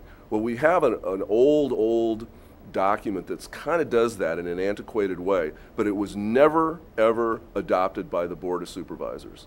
So initially, I didn't think we were going to do this, but after seeing those comments, I realized, no, we have to do this. So we were sort of a little bit late in the game, but it was really necessary to do this. And so we did it. We put together a report format and content document, which was largely based upon the San Diego example that I wrote many years ago along with some assistants down in San Diego. And we sent that out and you received that with your packet for today's hearing, and we immediately got very constructive feedback. And Joyce and some consultants, both archaeological and historical, worked to revise the document, which has been presented to you today, but in no manner of speaking are we expecting any comments on the new document that you just received, but that's the one that you should be looking at, not the one that was part of your packet today. So hopefully we'll get some, I think it's simplified, much improved, much more pertinent to what we do in Santa Barbara as opposed to San Diego. So I think we're doing pretty well on this, and I'd like Joyce to briefly describe what that document does. Thanks, Glenn. So the document has two purposes, really. The main one is to provide guidance to our consultants as to, as Glenn said, what is an adequate, how to do the work and how to present the work. and it's geared not only towards our best professional practices and standards here in Santa Barbara County, but also to CEQA. And then the other purpose is to let planners, let's assume that in the future we don't have a staff archaeologist or a director who happens to be an archaeologist. Planners need to understand how to evaluate the materials they receive from consultants. As in biology, you know, sometimes we send things out for peer review, but sometimes we just look at them internally. And this document is going to really facilitate the planners evaluating the adequacy of these materials that they get from consultants. And what we tried to do is make it in a way that was not cookbook or totally prescriptive, but that provided guidance so that all of the required information would be included. That said, let's see, Glenn, did I miss anything of the basics? I want to tell you a little bit about how the document changed from what you got in your original packet. So we fixed some obvious formatting issues, and then we realized that there was a lot of material in that appendix that was also in the original, in our new thresholds document. So we omitted those redundancies and just referred back to the main chapter of the thresholds and guidelines where it was appropriate. And then we added, as Glenn said, actual guidelines for how to do field work. An example might be in many other places in the country, if you're digging in an archaeological site for controlled excavation to get data, you might screen that material through 1/4-inch mesh. Here in Santa Barbara County, we have a lot of material that you would lose, a lot of data and information you'd lose if you did that. So people who come to the county, I've had this happen many times, will screen through 1/4-inch mesh and will say, well, where are all the beads? Where are all the fish ear bones, which let you know what the season of site occupation was, for example. And they'll say, oh, this site's not significant because it doesn't have the data in it. And we said, well, that's because it all fell through your big screens. So the 1/8-inch prescriptive screening is something we added. And there are dozens of things like that. And they're unique to the archaeology and the cultural heritage of this county. So we added those things. We removed things that we didn't want to limit ourselves to.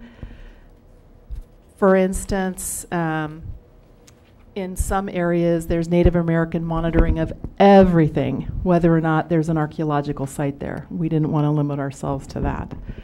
We included discussions of AB 52 and SB 18 to make sure that the consultants would include that in their reports. So there are a lot of really useful directions in this new document, and I think it's going to be a really powerful tool in the future, as I said, when there aren't any archaeologists on staff. And I can add to that a little bit in that there was one of the consultants described the difference between working with the county and working with the city. Working with the county, they have Joyce and me, and so we all know each other, and I've been doing archaeology in Santa Barbara County since the 1970s. I know all these people, and so I take a lot of things for granted. And they said, you know, look, when you're gone, and these developers are pushing back on us, and we're saying you got to do X and Y and Z, and they're saying, where does it say I have to do this? We need something that says that. And I went, okay, the light bulb went on, and I said, yeah, we need to do this. And so that's another aspect of this document, not only from the perspective of the planners, but also from the perspective of the consultants, and also from the perspective of the Native Americans too, because it talks about AB 52 and consultation, and that's really a powerful tool for Native Americans. If they want to have a voice in the process of CEQA review of cultural resources, and they're a member of a state or federal tribe, that's the way to get their voice heard. So the last piece of this is that we added format and basic format and content requirements for reporting the work. So not only how do you do the work, but how do you present it so that we know you've covered all the bases and touched all the items that you need to touch. So this is geared towards not only the requirements of the state clearinghouse system for archaeological and historic resource information, but also to how we write our initial studies and how we make our policy findings. So we've made sure that the the format and content of those report guidelines require the consultant to provide all the information we need, again, to determine consistency with ordinance and policy requirements and make our evaluations under CEQA. So I think it's going to be a really great tool, and it's a pretty nice contribution for Dr. Russell to do before he leaves for us. And on that note, I've been wanting to revise our thresholds ever since I got here 9 years ago. And for whatever reason, it just wasn't happening. And so last year I was a panel member at the CSAC University on tribal cultural county relations. And I thought, okay, what am I going to bring up there to use as examples of what we do here in Santa Barbara? And I said, let's get out the thresholds. And so I took out the thresholds and I looked at them and I went, oh my God, I have to fix these. I mean, I have to do it. And it just never rose to the top on work programs or so forth. And so I finally decided, okay, Joyce, we're going to do it. So these are the recommendations. We're not looking for them to be made today. Again, this is an orientation. I hope that we have provided some background that will give you appropriate context for understanding what we're trying to do here. And sorry, Glenn. One of the things we want to make sure you understand is that the consultants and the planners and the folks that we sent the previous document out to, they've just recently received this revised document, and we are expecting some more comments. And so there will be revisions that will occur before January 10th. Possibly so, and another way of saying that is this is a process, not an event. And so with that, thank you, and we are available to provide any additional insight or answer any questions that you might have. Well, just as an opening observation, these tools, drilling down as you have so finally to create useful tools for developers, for members of the public, for the archaeologists that are involved in it intimately, I think is a terrific contribution. I see our role as clarifying the need for what's in there and maybe more filling in of background, which you assume we have. You know, I've worked on a couple of projects which involved a good deal of research and recovery and finally data gathering, which were totally instructive. I had no idea about any of it based on 13 years on the Planning Commission. So I think this is really going to be beneficial to the entire department as well. And we're happy to look it over and come up with our own questions as to the provisions that you've proposed and that get revised between now and the 10th. And if there's need after the 10th to look at another version, we're glad to do that too. And I might add that we'll be, although the process is 2 hearings with the County Planning Commission and then going to the board, we're going to include the Montecito Planning Commission, the Historic Landmarks Advisory Commission. So although they do not have a formal regulatory role, effectively we will be looking for their input in the same way that we are looking for your input. Great. More the better. Commissioner Blau, Commissioner Farini, questions of either Dr. Russell or Ms. Gerber? I have a question for Dr. Russell. I am concerned about your comments relating to the timing of the consultation and the fact that there is no definitive end and when it occurs. I also didn't see in the report that we have 14 days to notify them, but then they have 30 days to respond, but there's no time frame on their part, either agree, disagree. So that's one of those. Is there some way you can come back to us and tighten that up so if there's some change in the ordinance that says, that they have to either come to agreement or notify them that there's not going to be an agreement? Commissioner I Blau. just don't know that I mean, it's one of those that can go on for months, perhaps. Commissioner Blau, through the chair, you have identified a very significant issue in the AB 52 consultation process. I was intimately involved in the drafting of the commenting on the legislation as it went through. There was a lot of back and forth. There were versions that were worse, and this is where state law landed. And so I think that there is no way that we can circumvent or implement a timeline for within which consultation must be completed. We can encourage. I have not seen a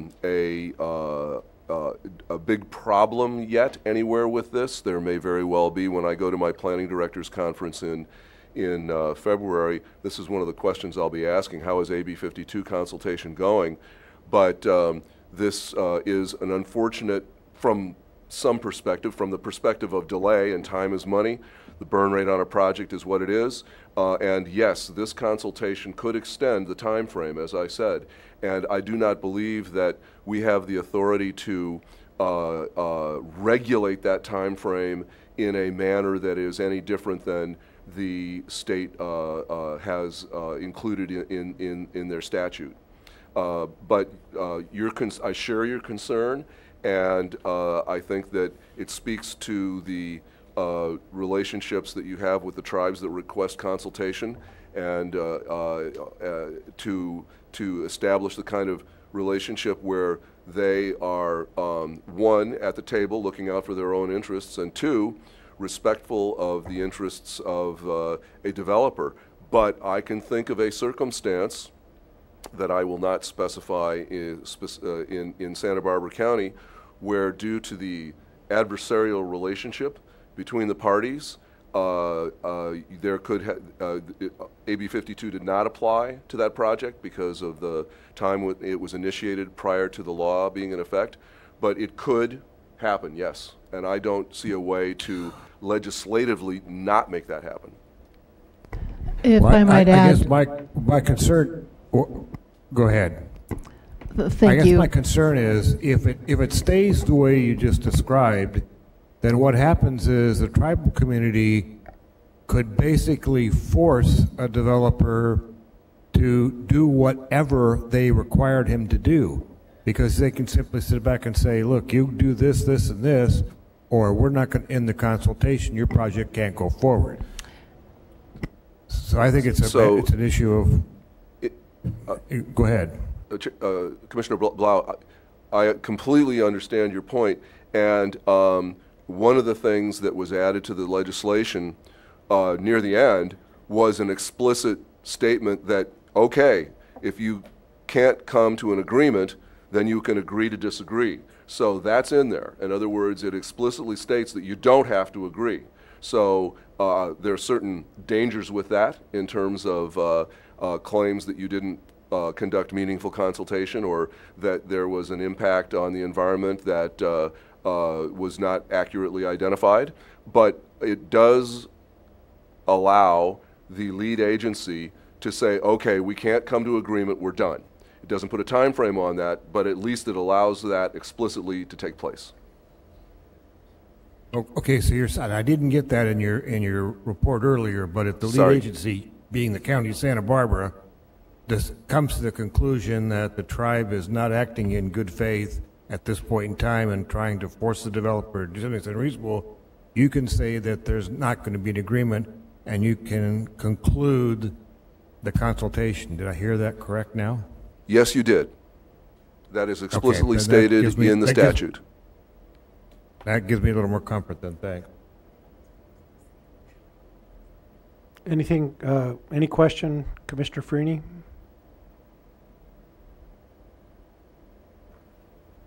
Nope, didn't hear a response. Commissioner Brown, nothing. We have one public speaker slip, and this, as you know, was supposed to be a joint meeting with the Montecito Planning Commission, so we have the chair of the commission, Susan Keller, here following with interest the presentations today. And Ms. Keller, welcome. Thank you. I am here as an individual and speaking in that regard today. But I just wanted to ask a question. I'm really impressed with this work, and thank you so much for doing it. I think it's extremely important, especially the area in the archaeological resources and tribal cultural resources, which hasn't been as well addressed. I just have a question about the historic resources aspect of the historical resources, in that I'm wondering, in those situations where historic resources is impacted without notification of any of the appropriate agencies, either intentionally or in sometimes unintentionally, but I think many times intentionally, because people think if they just go ahead under the radar, nothing's going to happen. Is there any kind of penalty involved when we find that a historic resource has been impacted? Is there any way to either, excuse me, fire phlegm, any way to levy a penalty or require significant mitigation if something's already happened? Commissioner Keller, understanding that you're here as a private individual, my experience with that over the years, and I've had a lot of experience with that, has been, from a practical point of view, mixed. Basically, I have experienced a circumstance where someone knew that there was an archaeological site on their property, and when they found out how it would impact their desire to develop the property prior to submitting an application, they bulldozed the entire site. They just destroyed it. And it was so clear that in that circumstance that we were able to demand some restitution. Obviously, you can't replant an archaeological site. They're non-renewable resources. But we were able to require something in the form of restitution, perhaps less than totally adequate, but something. In other circumstances, you have to take that on a case-by-case basis. I'll give you a great example. In San Diego, there are the original cottages that are the California cottages that are in La Jolla. I think the Red Roost is one of them, and the owner wanted to tear them down, and when he found out that the city wouldn't let him tear them down because they were the first California cottages, he basically said, okay, I am going to allow them to deteriorate. I'm not going to keep them up, and so I'm going to let them be destroyed through neglect. Well, the city attempted to prevent that, but it was extremely difficult. So I think that in those circumstances, what you would do is you would look at the factors, you would look at the facts, and then you would consult. It becomes, I think, a legal issue. To what extent do you have a basis for, and this is, of course, all in the context of CEQA. So if somebody wants to tear down an old building and we're not talking about CEQA, then that's a different story. But if, in fact, someone tears down a historical resource clearly in preparation for a development project, I think that we would have a much stronger position in terms of saying, hey, that was really part of the baseline and that needs to be considered an impact of the project. But there's no simple, overarching, one-size-fits-all answer. It's something that I've dealt with over the years in a number of circumstances, and the results have always been mixed, and it just depends upon the facts of the case. But I think there is a basis for doing something when the facts are really clear. May I just ask, so if it occurs in this county, then what is the authority that would pursue it if something has been destroyed? Well, only if we had an ordinance that said you cannot tear down a building older than 50 years without thus and such of review, that would be one thing. We don't have that ordinance. And could we get that kind of ordinance? I'll just say potentially, but we don't have that. And what we're talking about here are guidelines that only apply when someone is coming in for a discretionary permit. So if someone wanted to tear down a building, a historic building, we might have some authority to question that, or guide them, or alert them, or warn them, but I don't think we currently have clear regulatory authority that would outright prevent that. I understand now. I didn't realize that without an ordinance that prevents that, unless it would just not be in your purview or in your notice unless they subsequently came in for some kind of permit. Right, and there are, in fact, when I say potentially, when you asked regarding the such an ordinance, there are a lot of issues that probably aren't appropriate to get into here, but it's not an easy thing, but it's not out of the question. Thank you. Thanks very much. Thank you, Ms. Keller.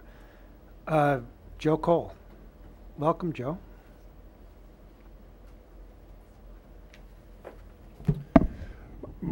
My name is Joe Cole. I'm here in an individual capacity. Dr. Russell, I'm very interested in a follow-up to the question that the commissioner asked. And I know it's hypothetical, but I'm interested in your view of the dynamics of the county saying we agree to disagree. So you have this consultation process going on. You may have Native American groups saying that there's a Class 1 impact. They're experts. Maybe the developer doesn't have experts and would have to hire experts. There's always discussions of monitoring contracts and mitigation type activities, educational activities. So this thing's dragging on. A developer thinks it's dragging on. Yeah. Native American groups thinks everybody's acting in good faith. But as you move forward, how do the negotiations work? Because there's a lot of pressure because of the monthly soft costs that not only for developers but for the county.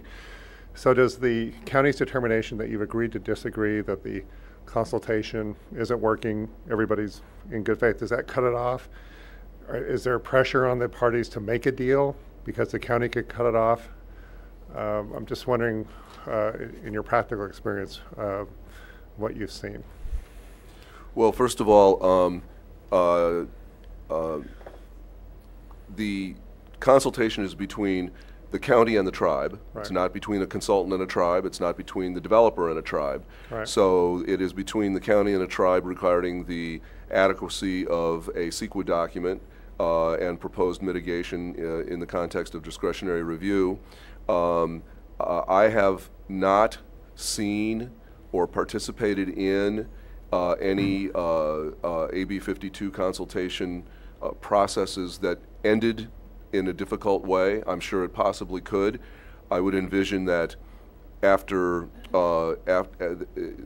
there would be an initial meeting and consultation and then follow-up meetings and consultation, and then if there was clearly disagreement, I would think that there would be one last attempt to try to find common ground, and if that didn't happen, then we would just inform the tribe, okay, we're going to agree to disagree. Now, when the legislation was being reviewed and I was actively commenting on it and working with the Office of Planning and Research as well, I focused on this issue a lot.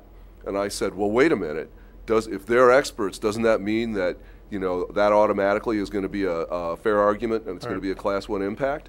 Right. The response was silence. Yeah, that's my question. And I don't have a good answer. I asked the very same question, and what I didn't get was, yes, that would be a Class 1 impact, and the EIR is automatic. They didn't want to go there. They left it somewhat undefined and open-ended. So I would say that that is an issue that could be significant in the context of a particular development project. But it could be a basis for a CEQA lawsuit then that would... Absolutely. Yeah. All right, thank you. Thanks, Mr. Cole. This area, as much as we're improving our thresholds and making things easy, and the typical case, there are always going to be those difficult cases in practice that our guidelines, even as improved and updated, will not solve all by themselves. And so it is with a lot of laws, but it doesn't mean we shouldn't try to do everything we can, and we're at this important stage. So as I understand, Dr. Russell, our chore between now and the 10th of January, when we meet again, is to look at the new set, the revised set that was distributed today, Actually, it was online yesterday. But the one attached to our staff report, we would consider superseded by this. Yes, that's correct. So the staff report has really, the resolution has an attachment with an appendix, so it's effectively 2 attachments. One is the thresholds and guidelines themselves, which I spent a good bit of time going through today. So your comments on that, there might be some minor revisions there, or perhaps some more significant revisions, but I think that those, as included in your staff report, are what you should review. And then the second thing that you should review is the new document, which is the guidance on field work and reporting. That's great. I think that's clear, and we appreciate the context in which your staff report has been presented, so that we have the background to be able to look more acutely at the new Appendix B. Okay. Commissioners Blau, Farini, any last comments on today's hearing? No comment here. Yeah, no comment here either, thanks. Okay. Commissioner Brown, nothing? All right. Unless there's anything further from you and Ms. Gerber, we can adjourn till... Mr. Chair, before we adjourn, I'm sorry, can I just, would the commission entertain a motion to continue the hearing until the 10th? That be appropriate? Okay. I'll make that motion. We have a motion to I'll second continue it. this hearing, seconded by Commissioner Blau. Any further discussion on the motion? Okay, roll call vote, please. Commissioner Brown? Aye. Commissioner Farini? Aye. Commissioner Wow. Tom? Yeah. Aye. And Chair Cooney? Aye. Motion passes 4-0. All right, this matter is... And one last item from the north. I wish you all a Merry Christmas. So we'll see you after the first of the year. Yes, thank you to everyone, staff and commissioners. Sorry we aren't all together to have some celebration, but frankly, this is the holiday season that will put on hold for a better time in the future, and we just hope that the fire is really done, and there is nothing in the weather that will cause it to recur. And when we meet again on the 10th of January, it will be a report in retrospect. Thanks again to everyone who's helped us with this fire situation, now the second largest fire in California history, and we're very pleased at all the good work that was done to save people and structures. Okay, meeting adjourned. We'll see some of you at the luncheon in a few minutes. Thank you very much.